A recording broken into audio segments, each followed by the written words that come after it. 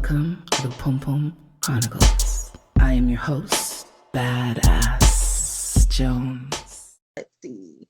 So honestly, the clear quartz and the rose quartz are both good for fertility. So she would actually be covered. But as a third stone, just in that green realm, there is a stone. It's really pretty actually. It's unikite. It's green with kind of like pink marbling. It's really pretty. So I would probably do that too. But the rose quartz and the clear quartz would actually have her in there for fertility. Okay. Babies all over the place. It's all in there. I mean, and rightfully so, because again, with the rose quartz, that's the love stone. So of course you would, encounter that with, the clear quartz that's given protection. Because again, you want to adorn your womb with, with meaningful things. You don't just want to put whatever on your body.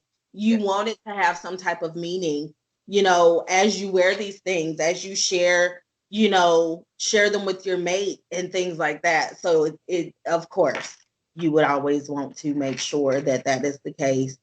So I have kind of an odd, sort of a random question. Is there such thing as a dark stone or a particular stone that people should stay away from that discourage love, or something that they should stay away from if they are in fact trying to encourage love and fertility and like a sort of like a healthy sort of base within their body? Is there a stone that people should stay away from or avoid?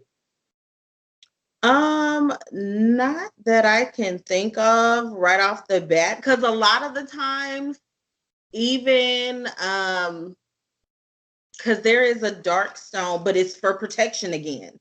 Okay. So I haven't came across in any of my books about a stone that you should probably stay away from. But for the most part, like if anyone frequents like crystal shops or anything like that, in those moments, they kind of talk to you. Like they, you know what I mean? Like you're drawn to certain things for whatever the reason may be. And depending on what the property of those stones are, it may be something for that's good for protection, or something that's good for your anxiety, or something that's good for, you being able to, speak your truth as opposed to remaining quiet like you are all the time. So that has a lot to do, again, just to go back to chakras.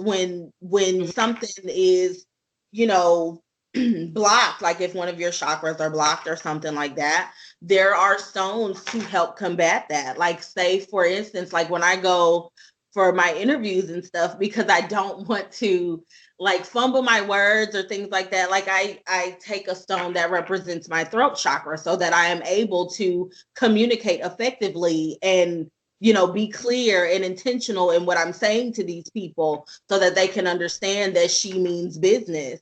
So if you ever frequent like a crystal shop, or if you've ever been in a place where crystals are sold, you may not even be paying attention, but you might just look and be like, oh, well, what's this one?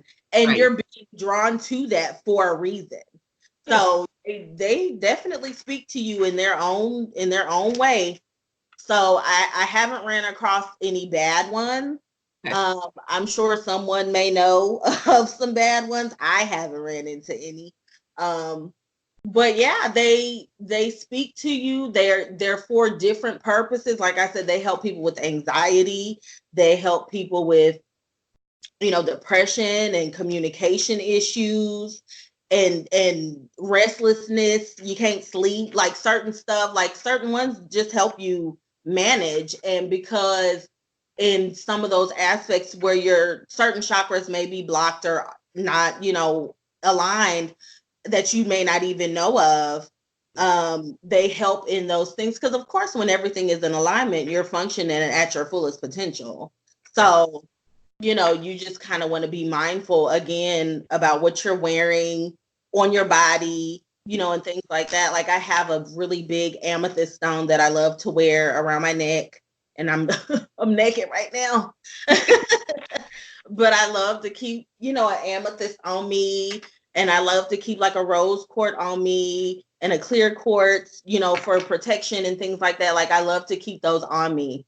I essentially later on, I do want to get into wire jewelry so that you can actually wear your stones and stuff like that. So I'm working on getting a website up so that we can Okay. train and get y'all some other items as well. Well, I noticed that you started doing your bracelets. I know that you did like the like an anklet and a waist bead set, but you recently started doing the bracelets as well with the stones, which are really, really pretty. Yes, I did one the other day. I actually got it right here. And it's my favorite. Really pretty. That's really, really Call pretty. that my YouTube hand. I used to do YouTube back in the day, so that's my YouTube. But I had a request for one and I was like, that would be super dope. And I know plenty of people who would love one. So I was like, okay. So I did that. And then of course it's got the Humsa hand on there and it's got a lotus charm. Very nice. And then it's got the Om charm. Charm, Just yes. so that you can, woo-sa and Stay centered in those moments where people are trying to drive you crazy. You got the reminder on your wrist to don't let them try to with your cheek. So with these, like I do these ones. I had one that sold with the actual black lava beads, but then I also have just the regular chakra beads as opposed to the crystals. I have just regular beads.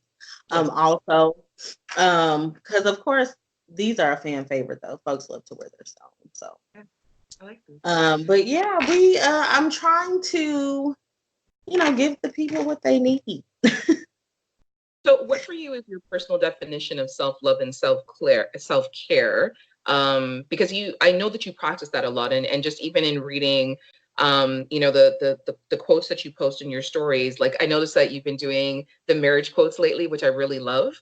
And you always speak your truth about, the love that you have for your husband, if he's driving you crazy, but you still love him, and the ins and outs of marriage and relationship, and how it's also important to take care of yourself within that so that you can give the best to yourself and give the best to your partner. So Right. what is your personal definition of self-care and self-love?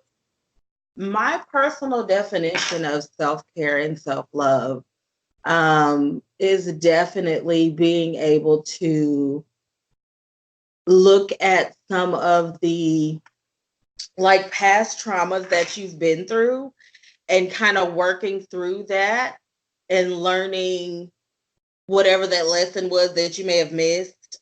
Because a lot of times, even in relationships, you get sucked up into the relationship and you forget about yourself as an individual. And you want to be able to, just kind of take a step back and refocus on yourself, not necessarily forgetting your mate or anything like that, but you want to be able to be your best self so that way in turn you can be your best self for your mate also. Like I said, I'm big on boundaries. If it don't feel right, if it don't sound right, I'm not fucking with it. And I know a lot of times, people will be like, oh, well, you can't just cut off, like that, or you can't just, why not? Yes. Like call me Edward Scissorhands because you was cut. Like that's it. Like why not? You know what I mean? Like we often deal with so many, oh well, they didn't mean it that way, so I'm gonna just let that slide. Or well, that's just how they are. Like that's the biggest cop out ever. Like Excuses for people. We make excuses for them. Yeah, and we've all done it to some capacity. So now, you know what I'm saying? It's one of those journeys where you stop making excuses for the people around you and you have to let them know you either gonna come correct or you don't come at all. And as much as I love you and would love you here, you don't have to be here. And I'm fine with that. Okay. So that in itself is a form of self-love and self-care, because I can't have you here messing up my whole, you know what I mean? You're in my space. Your energy's off. You don't mean me well. Like, no, you just can't. And it's rough at times because you lose people you love, but good riddance is all I can say. I mean, because at the end of the day, if I don't have anything to pour into you, what good am I to you? And vice versa, you to me. Right. So why are you even, what are you here for? Yeah. Like, we have to be able to, piggyback off each other. Like in those moments where I'm, functioning at a low, I'm saying, that on some low energy type stuff, I need somebody that's going to be like, come on now, what are you doing? Because we all have those moments where you be like, look, I'm with the shits today. And, you know what I'm saying? And it may not necessarily be, conducive to, what you got going on. Like, you always want to keep people in your corner, be it your mate, be it, your friends, your family, just your tribe in general. Like, you want them to be able to come to you and check you. Yes. And that's definitely, again, and being able to be in that space and accept that for what it is, that's definitely, self-care and self-love for yourself. Yes. Like, be mindful and be intentional when you deal with people, the things that you allow yourself to believe, the things that you put out into the universe. You have to be intentional with that. Because again, in those moments where you may not necessarily be in the best mind frame, you have to be able to snap out of that, because, getting sucked up in those negative thoughts, that shit'll come to fruition and you be like, oh Lord, like, yeah, you have to be able to check yourself and pull yourself up out of that, because we have those moments. Absolutely. But it's like, you have to be able to, get your, and if you can't, you need people in your corner that's going to, and you have to be accepting of that. Yes. So that to me is self-care and self-love for myself, being able to, stand in my truth, be intentional, learn from some of those past traumas, and set those boundaries so that you just don't go for any and everything. And I know when people think about self-care as, oh, self-care, I'm going to get a pedicure today. Like, yeah, girl, but but what are we doing internally for this self-care and this self-love? Like, it's cute, you know what I'm saying? Bubble baths and all that shit. But you know what I'm saying? Like, what are we doing internally to better ourselves, to, put out a better us for, everybody? Like, yes. What are you doing? Child, because I mean, I love a pedicure and a facial and all that. That's wonderful. But when this face is snatched and these toes is dead, who the fuck am I? You know what I mean? Like, you gotta be in yourself. Like, you have to be self-knowing, self-aware, because it's plenty of people you fine as fuck on the outside and toxic as fuck on the inside. Inside is trashy. Yeah. So definitely. So people have for you in regards to self-love, but kind of like on a broader spectrum. Would you say that making an effort to spend alone time with your spouse without your children, would that be considered part of your self-love and self-care? Definitely. If you are if you are a mother and a wife, you can get sucked up. Not even a wife, a mother and a significant other to anyone. You can get sucked up in that space and be in mommy mode, in wife mode, and you forget. And you know what I'm saying? You forget your mate. You forget yourself. You forget that, oh shit, I'm a woman. Wait a minute. We gotta run this back. You know what I mean? Yep. And because you want that companionship, you want that intimacy without little people being around. Because I mean, as much as you can try to get it in, you and your boo on the couch, trying to do, snuggle up, watch a little TV. You got little people coming like, excuse me, guys, what are y'all doing here? So it's definitely because you forget about yourself, you forget about your mate. So, in those moments where you're able to get rid of the kids, even if y'all don't go anywhere, even if y'all are at home, Right. For you to be able to get rid of the kids and just kind of be in your own space together. Like we like to smoke cigars and shit. So we done poured us a drink and smoked a cigar or pulled the hookah out or whatever and listen to some music just to create just a private, intimate vibe for you and your mate. Just to, y'all may not even, y'all may not even have sex that night. I don't know about y'all. Beats. Right. Just a little, little live entertainment or something. Absolutely. But you definitely, if you got little people and a mate, take time. Take time, create time just for you and them, and make some shit shake. So, my last question of our interview, if you could leave our listeners with one key piece of advice to help them better themselves, what would it be? Boundaries. I'm very big on boundaries, and that's not to say, that you have to cut people off or you have to be mean to someone or, what I'm saying? It's just because at the end of the day, the boundaries are for you. They're not for anyone else.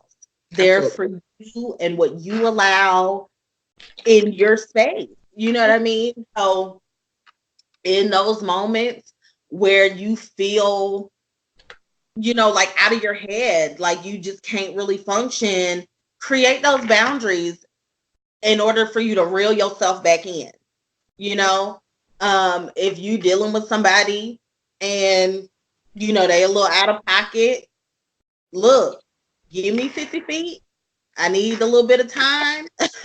You know what I mean? Because sometimes, in those moments where you and your mate might be, arguing or at odds or whatever, we tend to get sucked up in that. We tend to be mad for days.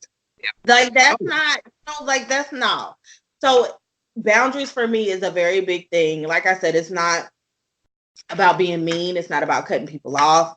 It's not about doing any of that. It's about being able to kind of fall back and like reel yourself back in, because again, they're not necessarily for the other people, they're for you. Yes. And for you to just kind of take a step back and get yourself in order and assess what has happened, what you're going to allow, what you're not going to allow, and moving forward. This is really about keeping your peace at the end of the day. Yes. If you got somebody coming in like the Tasmanian devil wrecking shop, we got to hold this off. Hold on, please. Like you in here with a whirlwind of shit, and I'm not here for it. Right. So it's definitely boundaries is big, for me. And yeah, don't let people just run amok in your damn life. It's true. It's true. People come into our lives and cause damage before we even know it, because we're so trained to like give people the benefit of the doubt all the time, even though we know they're doing shit that they shouldn't be doing, and it's causing havoc in your life. Exactly. Especially if you're someone who is naturally loving and forgiving, you just let people do all kinds of shit. And because I love extremely hard when it comes to like friends, because it don't even have to do with like my husband or whatever, like friends, they come in and they be out of pocket sometimes. And you just have to be like, listen, you got too much going on and I cannot be part of that.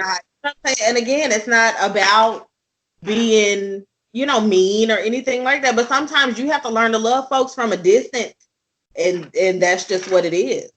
Absolutely. I think that's the word of the day. Love folks from a distance. And that's okay. Yeah. Yeah, it's definitely okay. It's definitely okay. And I know a lot of times people are like, oh, well, I mean, if I cut them off, like you don't have to like cut them off, but you do want people to have, because again, you have to be intentional with how you allow people to handle you.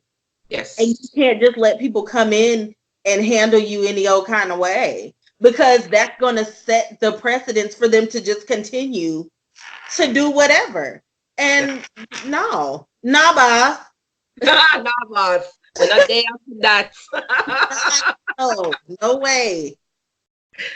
Oh my gosh, it's such a pleasure. It was such a pleasure having you on with me and to have this discussion. It was very insightful and informative. And I thank you. I thank you. I thank you for being here.